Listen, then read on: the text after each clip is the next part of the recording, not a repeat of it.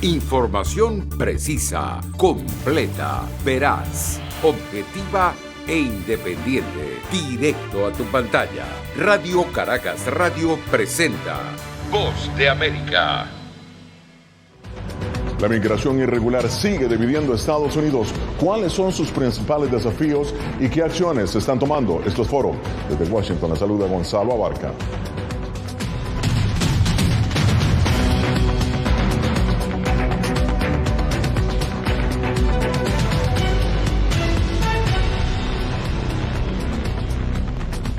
Cerca de 2,5 millones de migrantes indocumentados fueron detenidos en las fronteras de Estados Unidos en los primeros 11 meses del año fiscal 2022, según datos de la Oficina de Aduanas y Protección Fronteriza. La mayoría de ellas, según esta oficina, proceden de Venezuela, Cuba y Nicaragua. Solo en agosto se detuvo a 25,000 venezolanos, según esta Oficina de Aduanas. César Contreras nos presenta el siguiente informe.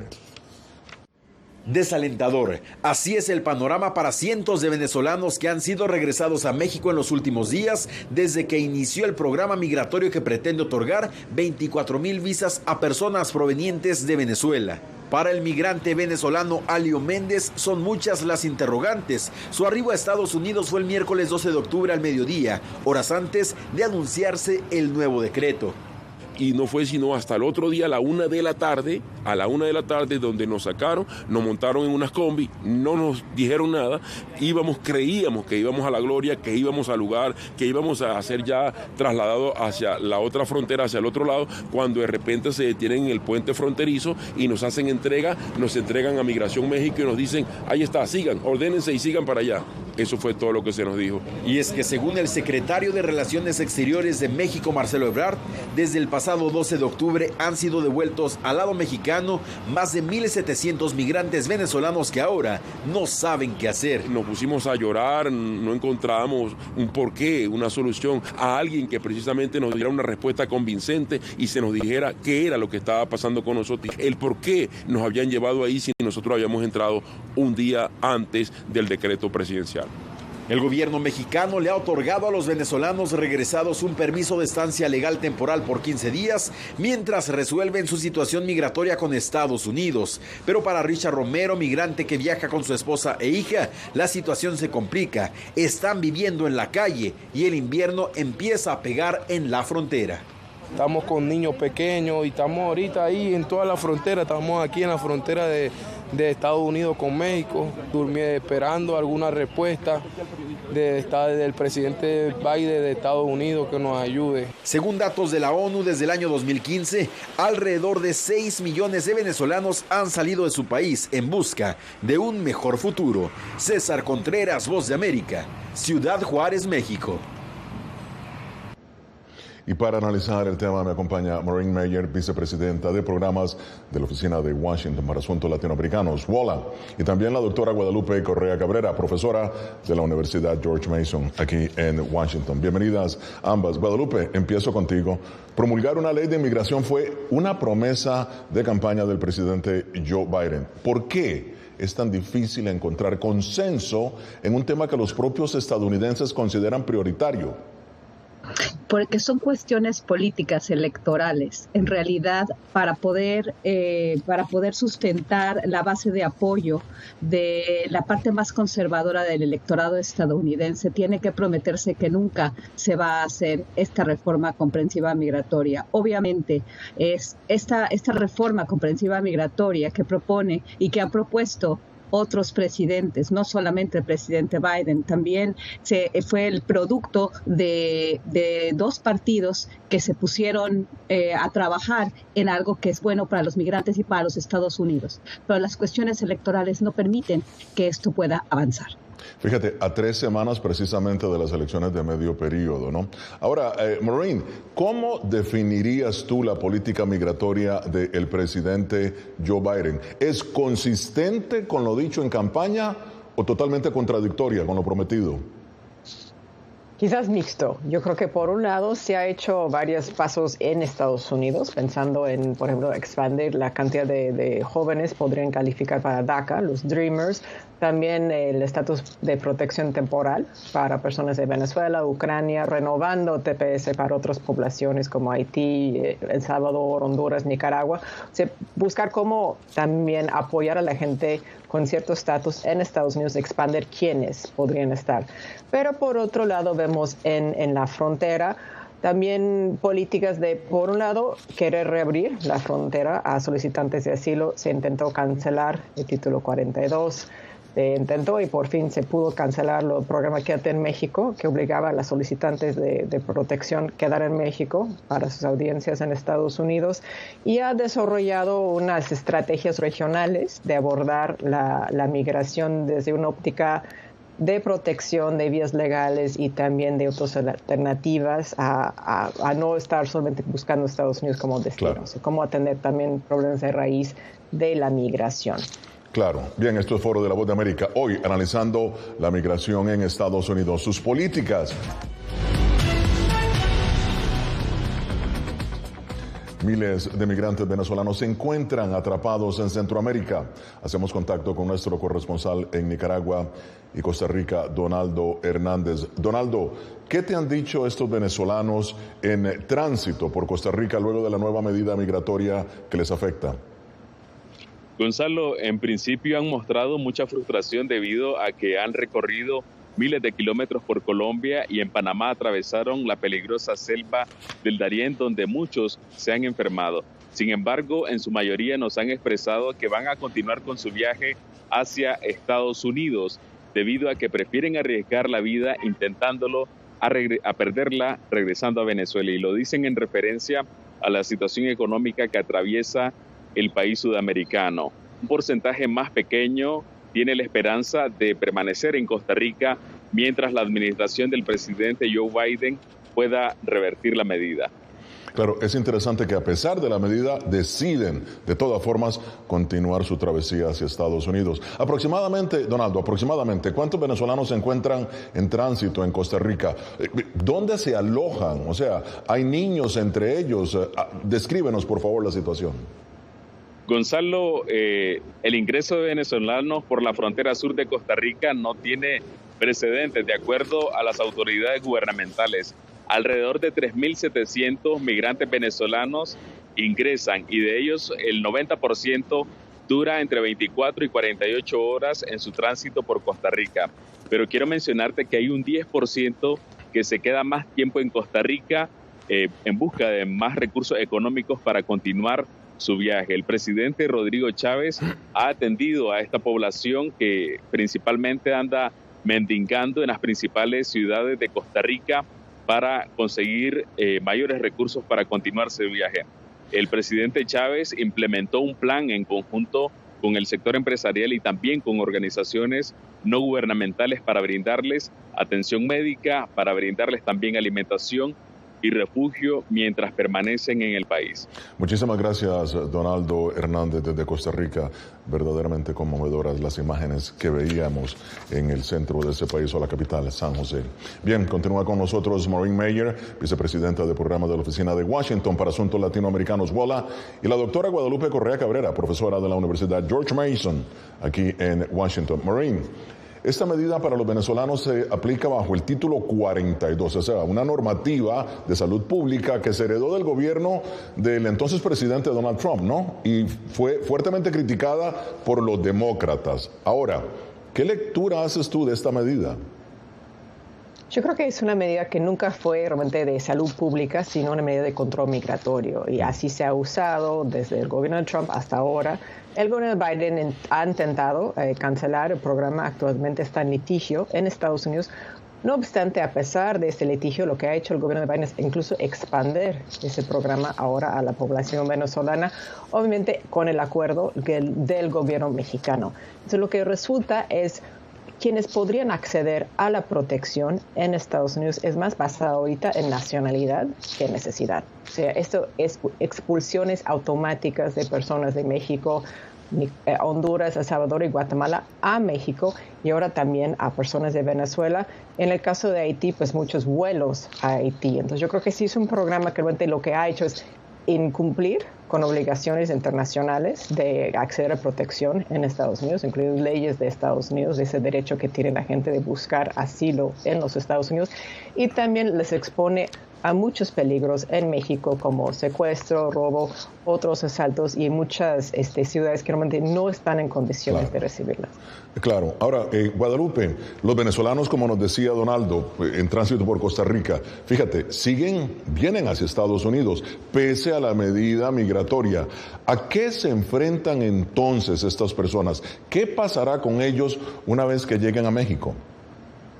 Bueno, hay varias formas y varios destinos que tienen estas personas. Por un lado, las redes de traficantes de personas, los llamados coyotes, que son redes en realidad, pues pueden operar en la frontera pidiendo una cuota bastante importante para ayudarlos a pasar. Y para que ellos puedan tener dinero, pues podrían estar trabajando con varios grupos, inclusive a veces grupos del crimen organizado. Obviamente están también sujetos a extorsiones por parte de autoridades corruptas que también en algunas partes prometen pues dejar el paso por alguna cantidad de dinero. En realidad, muchas de las personas que se van a quedar en México pueden ser víctimas de delito de diferentes formas, de secuestro inclusive. ¿Para qué? Para que sus familias paguen el rescate, o también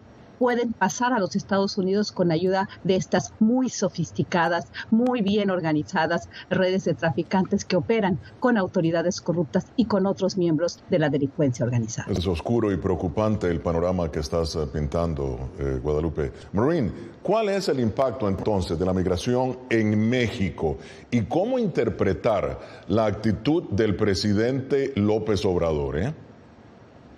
Yo creo que por un lado México se ha convertido en un país sí de tránsito, pero también de destino. Este año hasta el momento la Comisión para Apoyo a Refugiados, la agencia en México, ha recibido más de 86,000 solicitudes de protección en México. El año pasado era 130,000, o sea, sí México más y más, frente a las dificultades de poder entrar en Estados Unidos, más gente también está decidiendo quedarse en México. Pero por otro lado, en temas de tránsito, pues lo que vemos son ciudades fronterizas, sobre todo en el sur de México, rebasadas de personas migrantes, también viviendo en la calle sin muchas condiciones de vida, de poder sobrevivir, de empleo, etcétera. Y una decisión del gobierno del observador, creo que de seguir cooperando con el gobierno de Biden en materia migratoria. Lo hemos visto, por un lado, en tema del despliegue de agencias de la Guardia Nacional de Inmigración en el sur de México para impedir el tráfico, el tránsito, de personas, y en el norte también de aceptar la expulsión de personas no solamente de México, sino de otras nacionalidades. Ahora, Guadalupe, mencionaste los coyotes. ¿Los migrantes latinoamericanos viajan por sí mismos o son en realidad víctimas de los traficantes de estas personas? Es decir, ¿hasta qué punto está el crimen transnacional involucrado en esta ola masiva de migrantes? Es un tema muy complejo, porque hablando de crimen organizado transnacional o hablando de tráfico humano transnacional, ellos van pagando y además depende de dónde vienen, porque ahora no solamente estamos hablando de centroamericanos o de venezolanos, sino estamos hablando de gente que también viene de otros continentes, personas que vienen de Europa, de Europa del Este, del sudeste asiático, del Medio Oriente. Podemos ver esto en la ciudad de Tapachula. Entonces estamos hablando de que estas redes operan de distintas maneras. En el caso de aquellos que vienen de América del Sur y pasan por la selva del Darién hasta llegar a México, van pagando en cada segmento una cuota a diferentes grupos de migrantes. Ahora no estamos hablando realmente de empresas que se dedican al coyotaje o al tráfico humano. Estamos hablando de redes muy complejas que se van adaptando. En la jerga militar se llaman células complejas adaptativas, para entender un poco cómo está funcionando todos estos movimientos transnacionales. Entonces, ¿cómo le hacen? Pagando a varias partes de la red a lo largo del camino. La gran pregunta es, ¿qué está sucediendo en este momento en la frontera entre México y Estados Unidos? Jorge Gaudián nos explica. El número de venezolanos que llega a este punto fronterizo donde nos encontramos en Yuma, Arizona, ha disminuido considerablemente desde la semana pasada tras el anuncio de la administración Biden de que todos los migrantes de Venezuela que crucen irregularmente la frontera serán deportados sin excepciones. Esto al presentar un nuevo programa migratorio o una vía legal para los venezolanos que exige que haya un patrocinante que viva en Estados Unidos. Lo que hemos visto en los últimos días en este punto fronterizo es la llegada de migrantes de varias nacionalidades, cubanos, nicaragüenses, pero también peruanos. Hemos sí encontrado aquí algunos venezolanos, en total 5 los que hemos visto en estos recorridos que hemos realizado. La mayoría de ellos nos han dicho que saben de las reglas, saben de la norma para los venezolanos, pero dicen que también este es el último intento que tendrán para intentar ingresar a Estados Unidos y solicitar asilo, teniendo en cuenta que lo más probable es que sean deportados con esta nueva norma. Muchos otros se encuentran al otro lado, en México, y se encuentran allí algunos tratando de ingresar a este nuevo programa, teniendo un patrocinador en Estados Unidos, y otros simplemente han decidido descartar su vía o su viaje hacia Estados Unidos y han decidido tomar rumbo de vuelta a Venezuela. Conversábamos también con miembros de organizaciones a favor de los migrantes que se encuentran en esta zona fronteriza y nos decían que es bastante considerable ese descenso de llegada de venezolanos. Ellos dicen que el 30 o 40% antes del anuncio de esta medida de las personas que llegaban acá eran de ese país, de Venezuela. Desde Yuma, Arizona, reporta Jorge Agobián de La Voz de América. Impresionante las imágenes que veíamos con miles de personas verdaderamente aglutinadas a lo largo de la frontera. Maureen, ¿qué sucede? Vamos a hacer hincapié aquí. ¿Qué sucede entonces con estos migrantes que son devueltos a México? Pues depende, muchas personas sí sujetos a abusos, violaciones de derechos humanos, secuestros, robo. Se ha documentado por lo menos 6,000 casos de personas expulsadas bajo título 42 desde el gobierno de Biden, ¿no? O sea, como que sujetos a muchos delitos, sí. Estar en mucha inseguridad de no saber a dónde alojarse, como vimos gente durmiendo en calle. Hay gente que también se está regresando a la Ciudad de México. Hay una red de albergues ahí que también se está organizando para apoyar a esa población venezolana. Se espera, según la Agencia de Refugiados de México, más de 10,000 personas venezolanas que quizás deciden quedarse en México y buscar protección ahí. Pero lo que es en la frontera es mucha incertidumbre. Papeles del gobierno mexicano de inmigración de darles 15 días, 7 a 15 días para salir del país. Entonces también con muchas pocas posibilidades de poder quedar en México o saber cómo quedar y poder entrar en Estados Unidos. Claro, precaria la condición de ellas. Guadalupe, varios gobernadores de estados fronterizos continúan enviando buses llenos de migrantes a ciudades como Nueva York, aquí, a Washington incluso. ¿Es una maniobra políticamente rentable para los líderes republicanos en estados con alta participación de votantes latinos? Bueno, es que también hay que entender que los votantes latinos no necesariamente van a repudiar este tipo de prácticas. Esto es muy importante comprender. La cuestión, la base de apoyo republicana ya está calculado que es un tema muy importante para esa base de apoyo. Muchas veces, aunque estemos hablando de votantes latinos, aquellos que ya llevan en el país más generaciones y que realmente están pensando en cerrar la puerta a quienes vienen, ¿no? Realmente sí es rentable. Por eso siguen estas prácticas, por eso precisamente en estos tiempos, en estos meses, se ha visto esto de una forma mucho más visible. ¿Por qué? Porque algunos gobernadores republicanos, en especial en los estados de Texas y Florida, han tomado estas acciones y las han manipulado con sus discursos, porque esto sí abona a los votos en sus estados. Ahora, Maureen, según el diario The New York Times, muchos estadounidenses creen que el Partido Demócrata estimula la llegada de estos migrantes porque una vez que se convierten en ciudadanos, favorecen a los demócratas con su voto. Según tus estudios, ¿es esto correcto?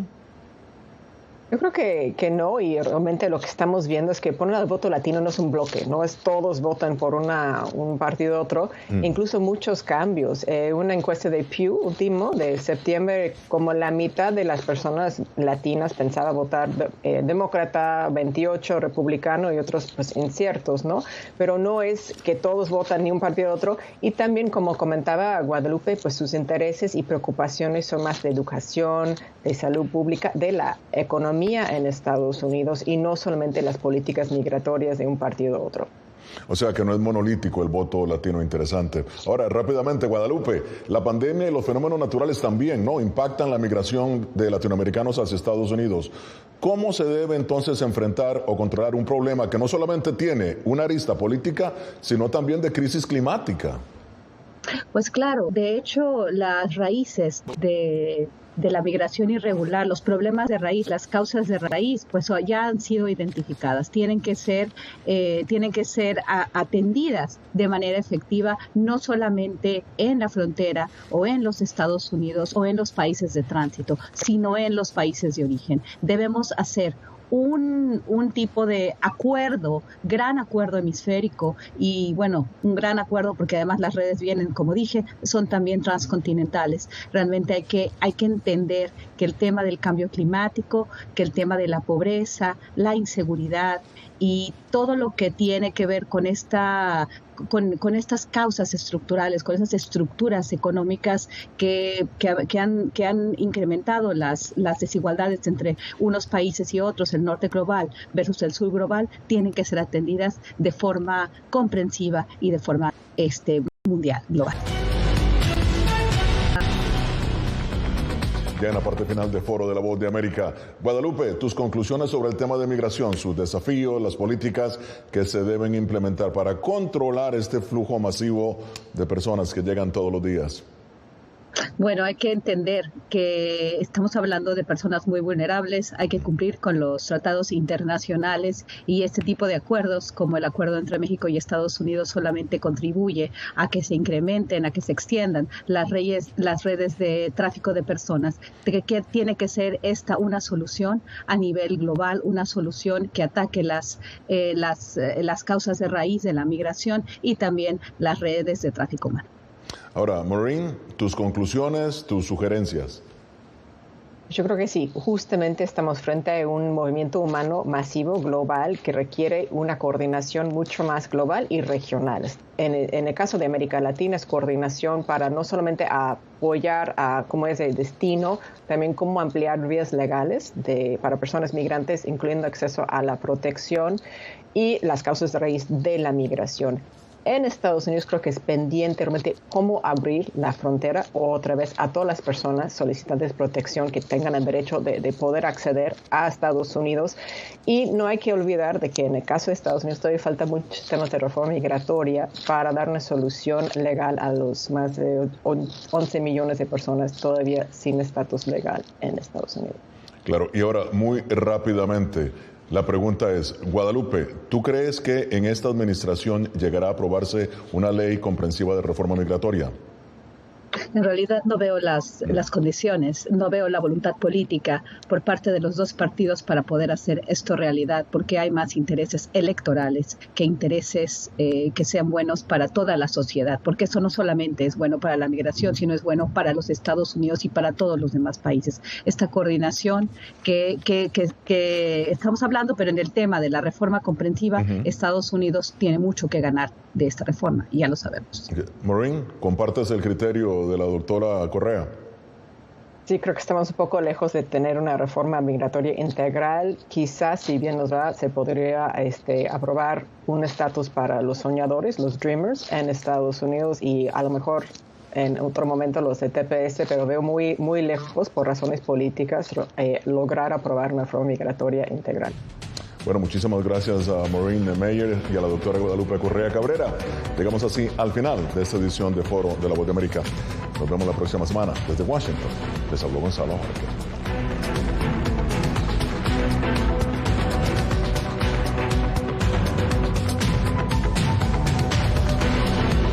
Información precisa, completa, veraz, objetiva e independiente. Directo a tu pantalla. Voz de América en RCR 750.